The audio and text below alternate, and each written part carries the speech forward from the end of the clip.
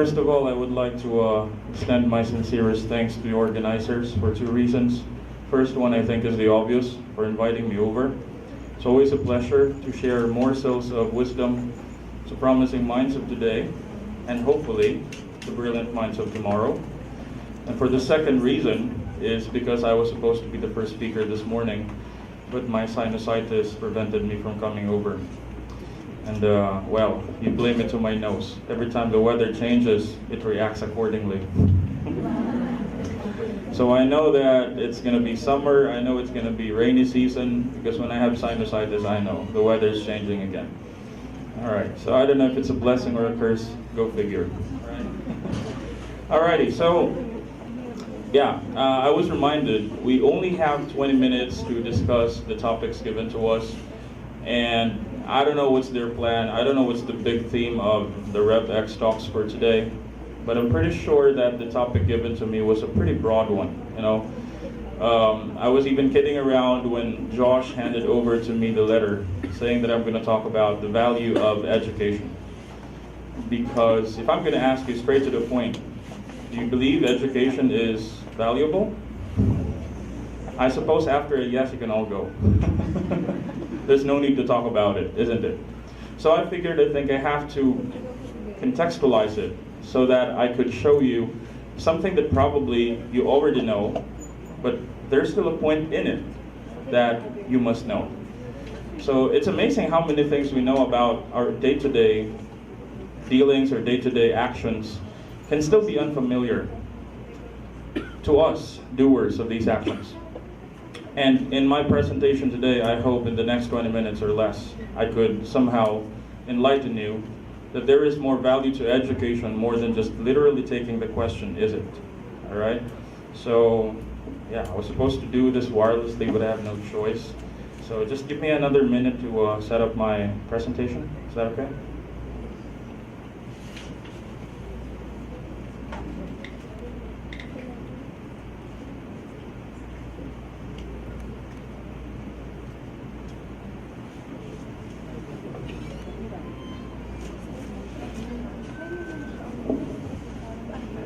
All right.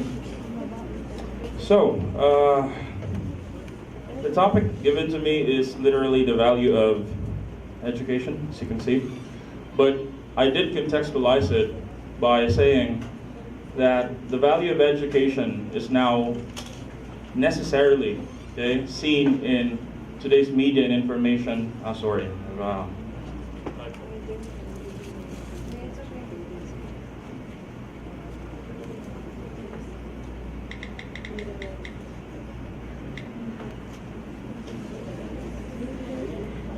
One thing good about technology is it allows you to do instant feedback.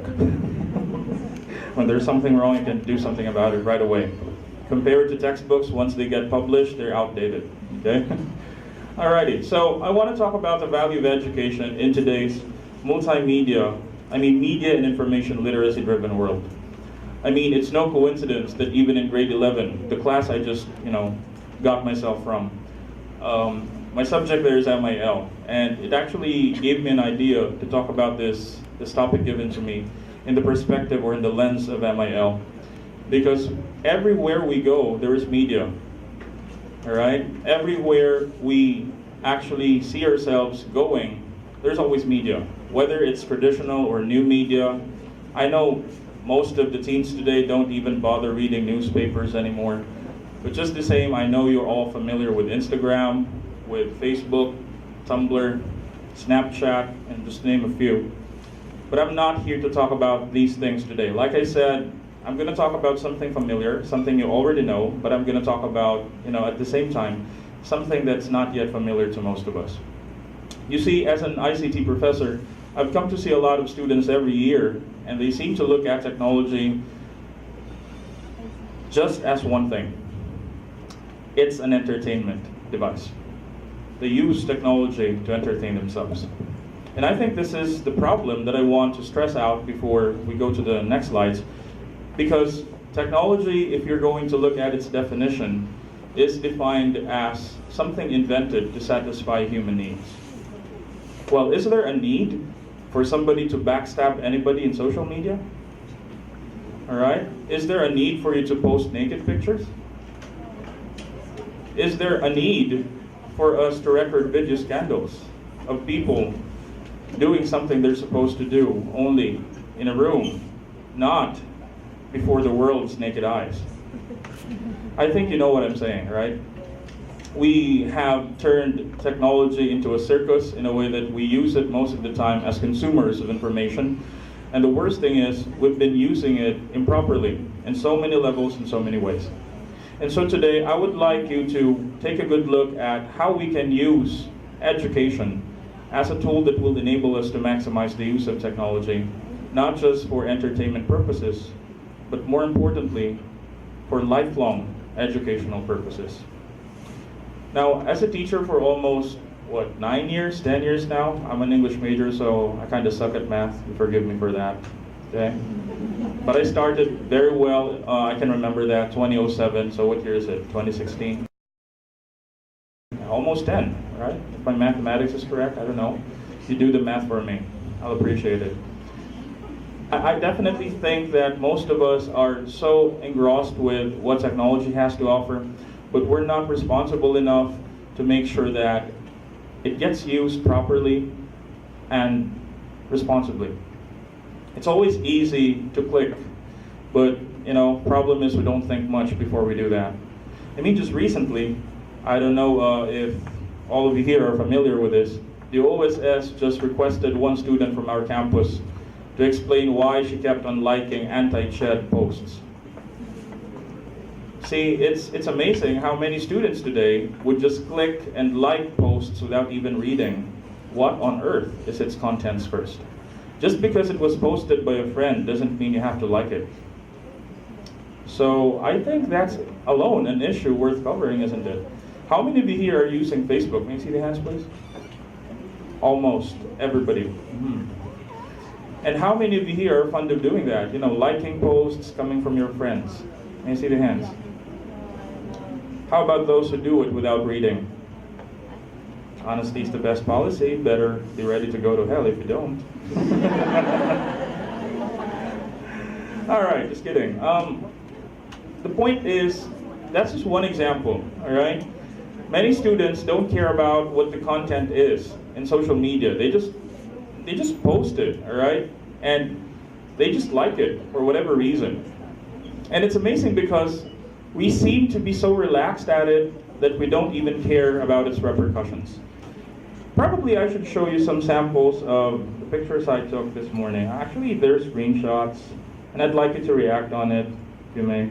This is a recent news, just this morning. No, not this morning, I think a couple of days ago. Today's the 29th, right?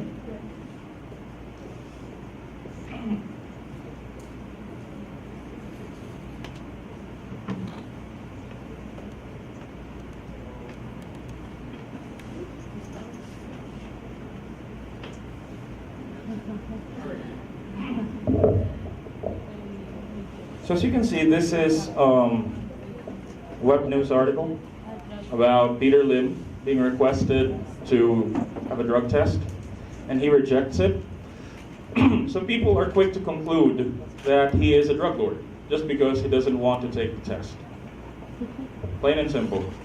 And some of us are even so stupid to put it in social media without even thinking what it shows about us. For example, look at this comment here. In particular, this one. Why are we so quick to put our words in social media nowadays without actually thinking?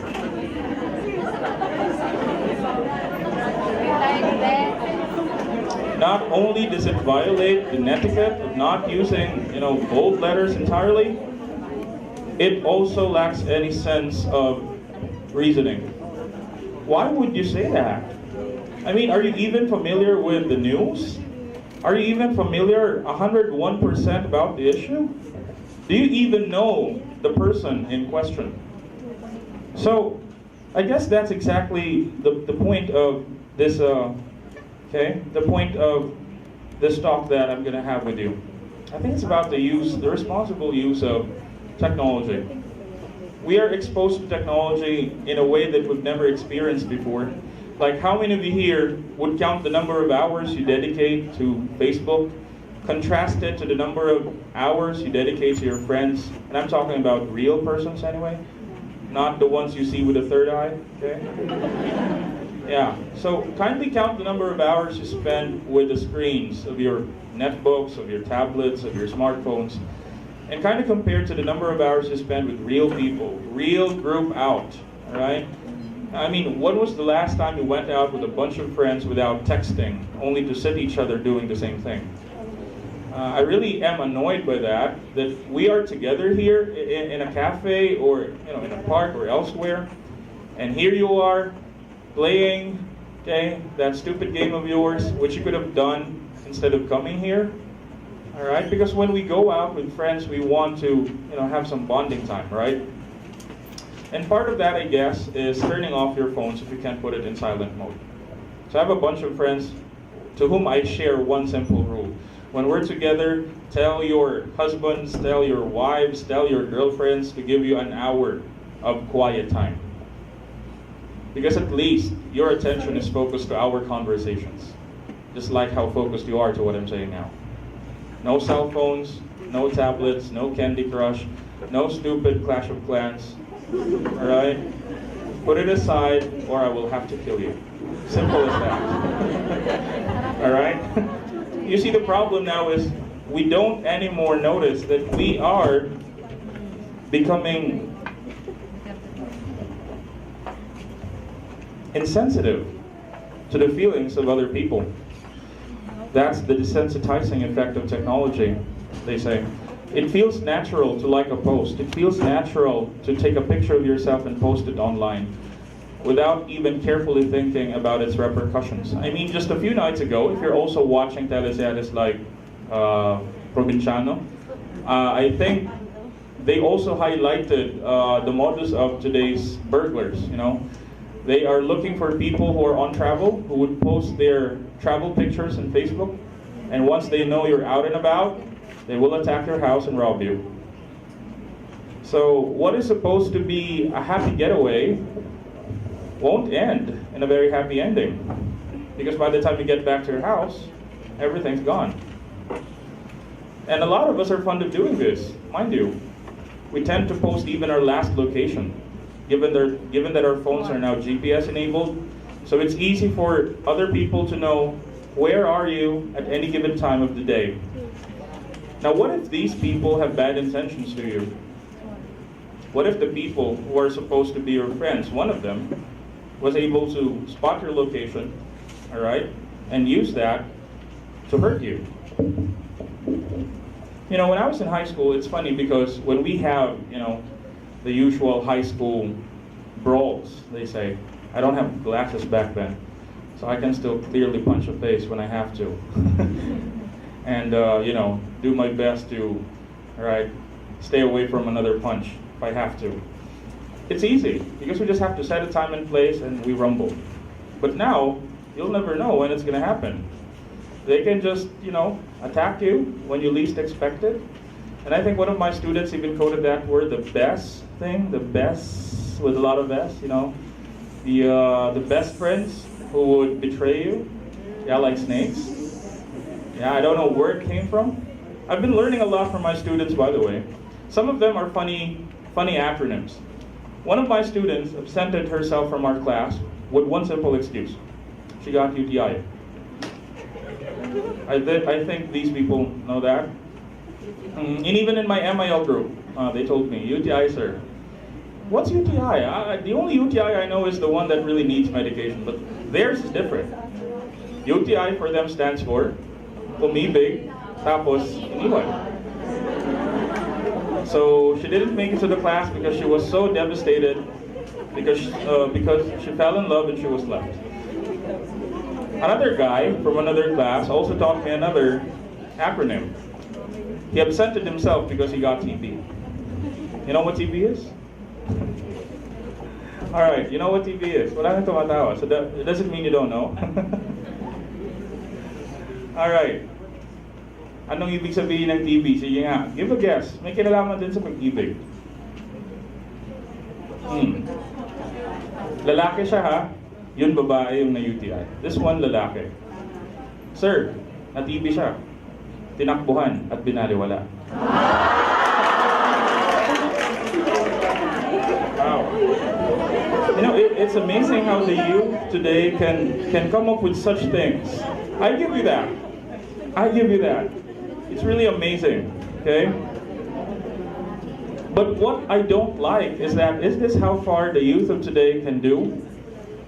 How about developing new uses for technology that can help alleviate people's ignorance? How about using technology to save people's lives? To make the world a better place? You know, the kind of things that you only hear from a Miss Universe candidate. Alright? If we can come up with funny acronyms like that, why not come up with simple acronyms that probably could help more people have a better life? It's funny how we do hashtags lately, alright? But most of the hashtags we see there, honestly, are plainly stupid. And we enjoy the stupidity of others. Allow me to tell you how disappointed I am that many students are familiar with Running Man Challenge, Trumpet Challenge, but they're not familiar about the next lesson for next week. They can have the time to take a selfie of themselves, probably participate in that challenge, but they don't have the time to prepare a decent report. Because they just freaking read whatever they wrote on a manila paper like it's an extension of a textbook, and they call it a report. Bravo.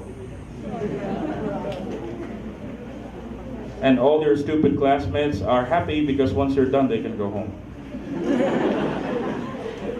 And let me remind you that all these things happen without your professor. Another insult added to injury. So,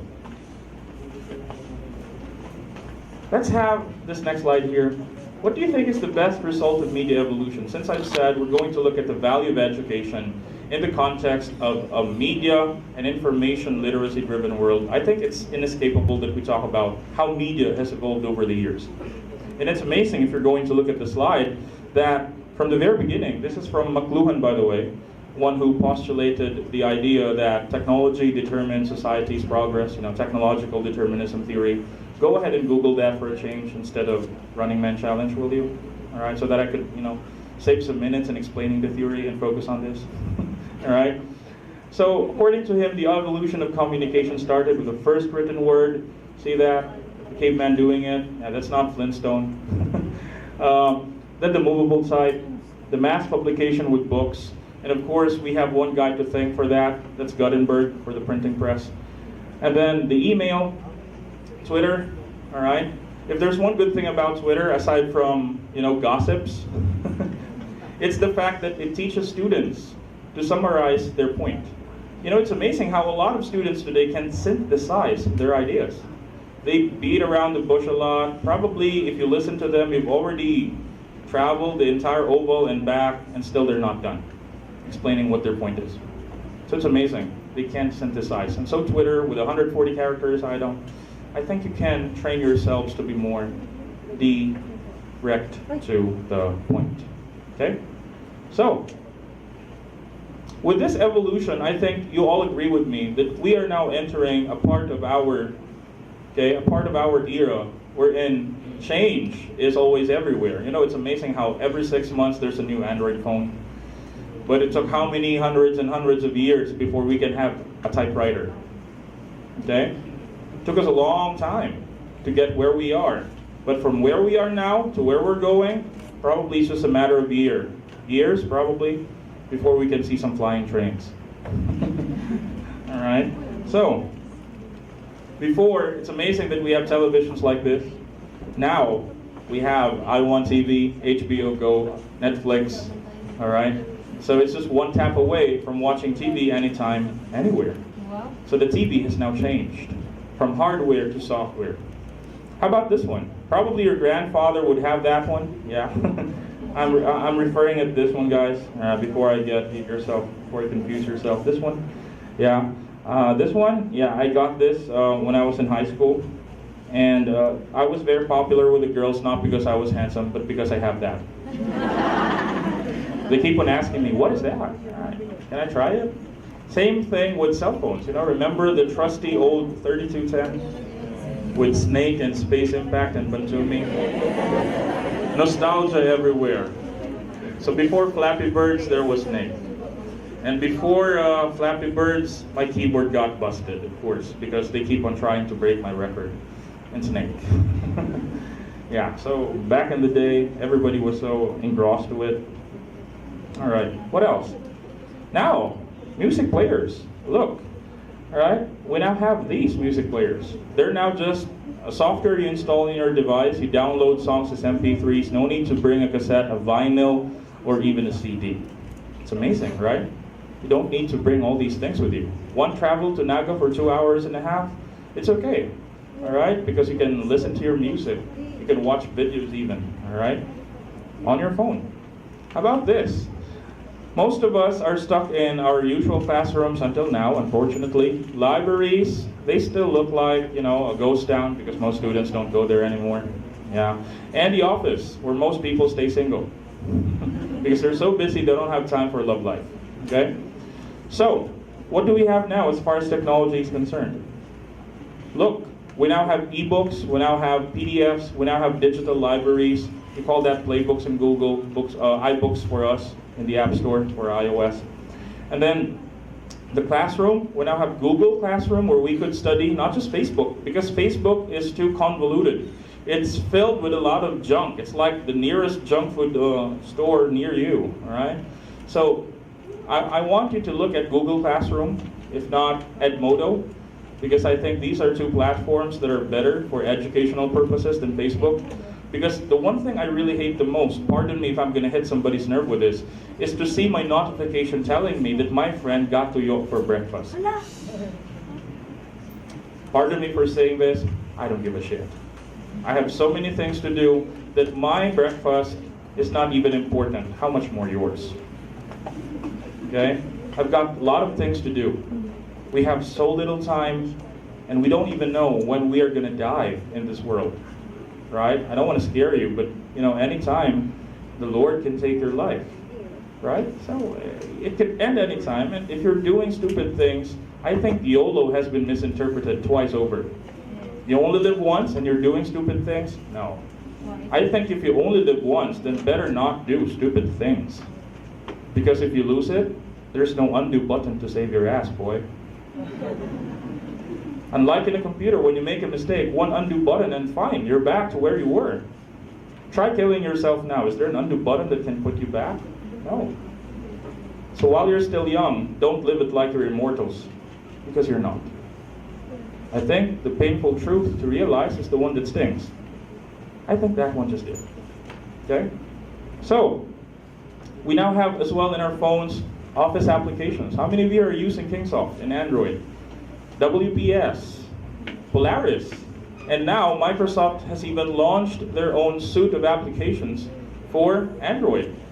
Given that you're running KitKat and it's 5 inches, north of 5 inches, screen size, all right? So I think we now have a lot of options to make use of our mobile device for productivity. That's my point.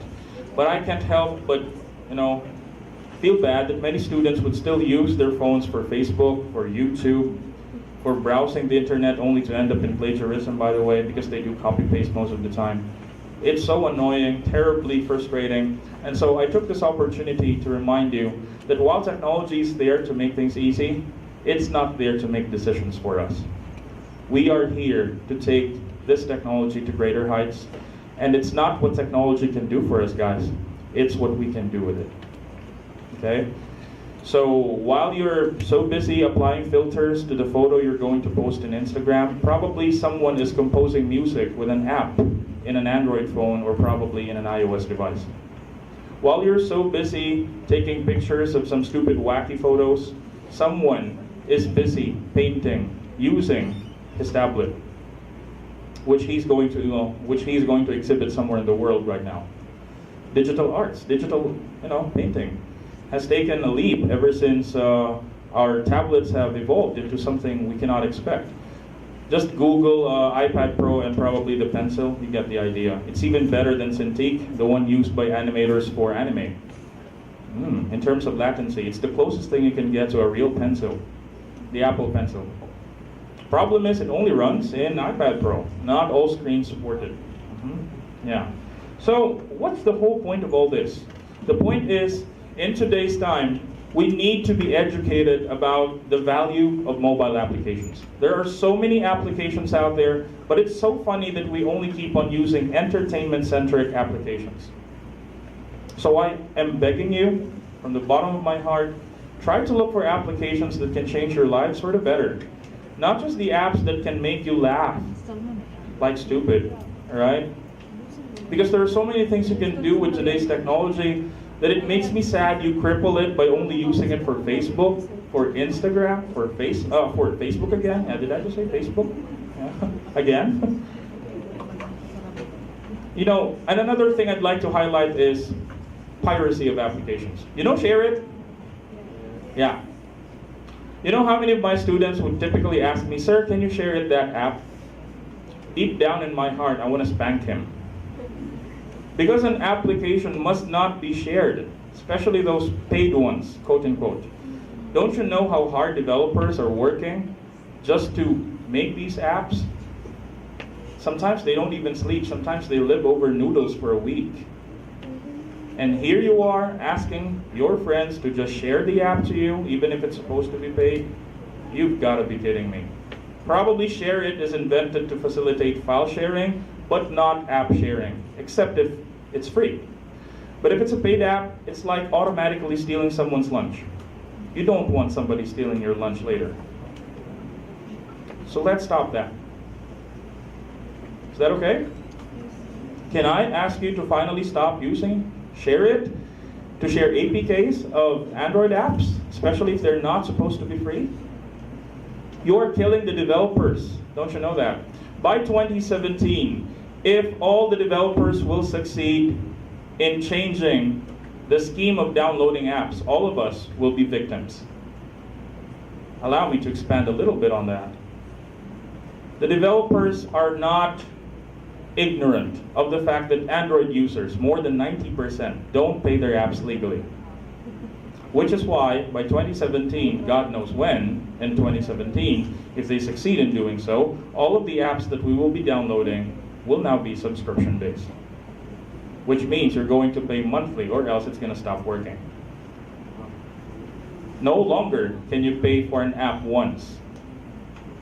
You're going to pay for it all your life, every time you use it. So would you want that?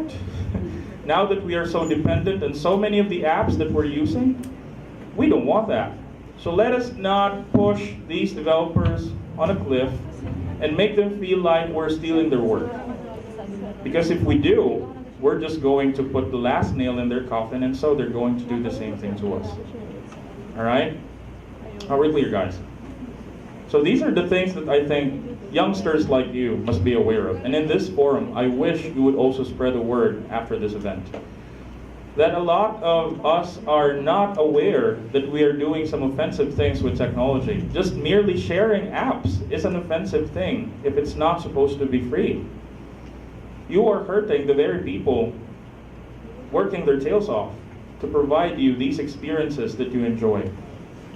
And I think you don't want them to get hurt as much. Because if they would be doing something in return, I think, well, the one I said, which might start by 2017, is one of the hardest things to swallow. Do you agree with me on that? I hope my English is clear as much as my intention is. Alrighty.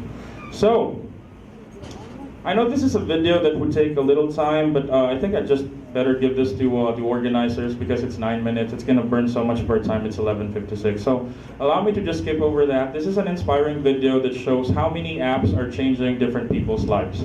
So perhaps you could just get it from the USC people here or the organizers if you want. The copy of my talk, yeah, and you could just see the video. And frankly, come on, don't be shy if it makes you cry. Okay? So, alrighty. So the point I'm trying to raise here is this. Now, each mobile app that we use now offers remarkable and often delightful possibilities. But guys, the most powerful apps are those that change people's lives in ways they never imagined. Before I end, I'd like to show you a sample demo of an app that changed me in one way or another. Is that okay? Okay. So before that concluding remark, I'd like to do it now. Ever since I was born in this world, 29 years later, I still don't know how to play a guitar. But because of this guitar app, mind you, this is an app that most people don't even download, probably because it's not free. It's $9 in the App Store. But even if it's $9, the ability to create music, to express music with it, can you put a price tag on it? No, it's priceless. Okay? So allow me to share with you this app known as 6 Strings. I don't know if it's named the same thing in Android, but you can find some counterparts in there. So, alrighty. So it sounds good. See if you could sing with me. I have here some chords, but perhaps for a certain price, rather not show you what it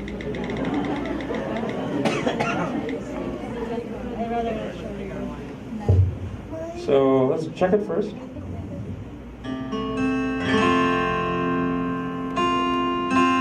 Okay.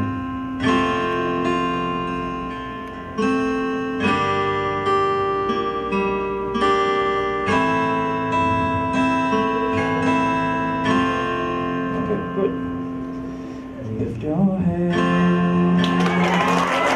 baby, don't be still. Everything's okay, go on along the way. You'll get by with a smile. You can win at everything that you can try. Baby, you don't have to worry. There ain't no need to hurry. No one ever said a person needs to wait. When they're closing all their doors, they don't want you anymore. This sounds funny, but I'll say it anyway. Girl, I'll stay through the bad times. Even if I have to fetch you every day, you'll get by if you smile. You can win at everything that you can try. It's in a world where everybody hates a happy ending story. It's a wonder love can make the world go round. But don't let them bring you down and turn your face into a frown. Get along with a little prayer and a song. Oh, if you're here, baby, don't be scared of the things that could go wrong along the way. You'll get by if you smile. Now it's time to kiss away those tears goodbye.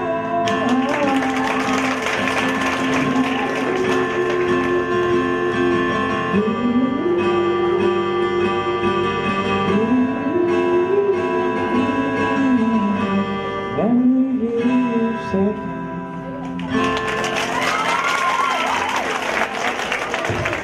Alright, I guess I missed some chords there, but you know, the funny thing with that guitar is, of course, I cannot play without looking at it since it's touchscreen.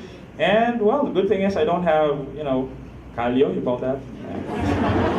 Yeah, you're never going to get it from that app.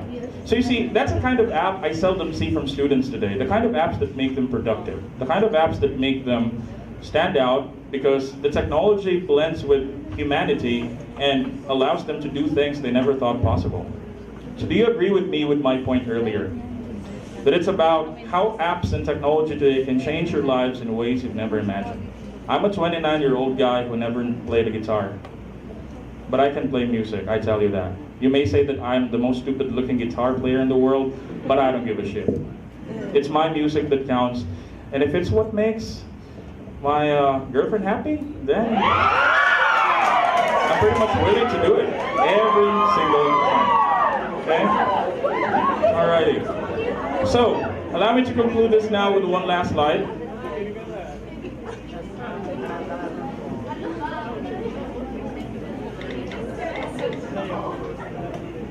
And the first time she saw me do that, she said I was weird. But when I said, hey, close your eyes, just listen to the sound it creates. And I think that's when she finally realized that's music, right? You don't judge music by how it looks like, it's how it sounds. So for a guy like me who has always been ashamed in high school because I never knew how to, serenade a girl because I never knew how to play guitar. I can sing probably, but I don't play instruments. This app allowed me to solve my 29-year handicap. Question is, what's yours? And what's the app that can help you realize a potential hidden in you? Okay? So this is from Apple's advertisement, and I think I'd like to remember every single word of it, so I consider it as my mantra in my life. 2 words, think different. But this is the entire ad from which I took it. Here's to the crazy ones, the misfits, the rebels, troublemakers, the round pegs and the square holes, the ones who see things differently. They're not fond of rules and they have no respect for the status quo. You can quote them, disagree with them, glorify or vilify them, but the only thing you can't do is ignore them, because they change things. They push the human race forward. And while some may see them as the crazy ones, we see genius. Because the people who are crazy enough to think they can change the world are the ones who do. So, happy lunchtime to everyone, and I hope you will not be afraid to be the next crazy ones.